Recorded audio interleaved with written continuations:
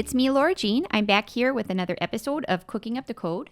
And today I wanted to look at my favorite website, StackBlitz. Now, StackBlitz is really great because you can actually just spin up a whole new project and you don't actually have to pull down any dependencies to your local machine. StackBlitz just does it all for you in the browser.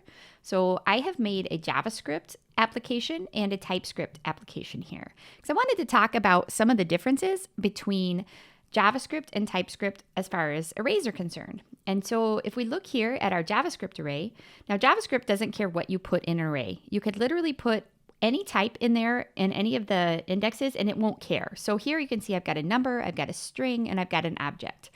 Now if we go over to our TypeScript, TypeScript also doesn't necessarily care, but what it'll do is keep track of the types for you. So what this is saying is that we've actually got a type of array here that's a string, a number, and then an object. So it can be any of these in any position, could be a string, a number, or an object, right?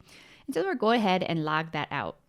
So if we go back to JavaScript, we'll see we don't get that IntelliSense. It has no idea what's inside that array. So let's go ahead and declare a type here. So we'll type interface and we'll call this cat. And we're going to give it a couple of different properties. So we'll have color, which is a type of string. And then we'll have age, which is a type of number. So if we go over here to our array and we try to type this as an array of cat, you can see here we're getting some IntelliSense that's telling us this is a number, this is not a cat. And even though this says cat, this is a string, this is not a cat.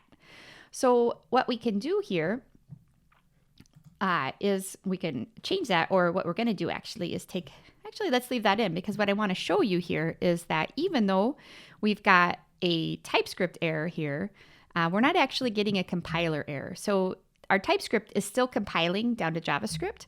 So we're still getting the same console log that we get in the JavaScript, but we're getting the IntelliSense here in our IDE. So this is actually TypeScript really doesn't stop you from messing up your types like this, but it will cause errors in your IDEs to help you understand that you've made a mistake on your types. So I hope you've learned a little bit today on this episode of Cooking Up the Code, and I can't wait to code with you again.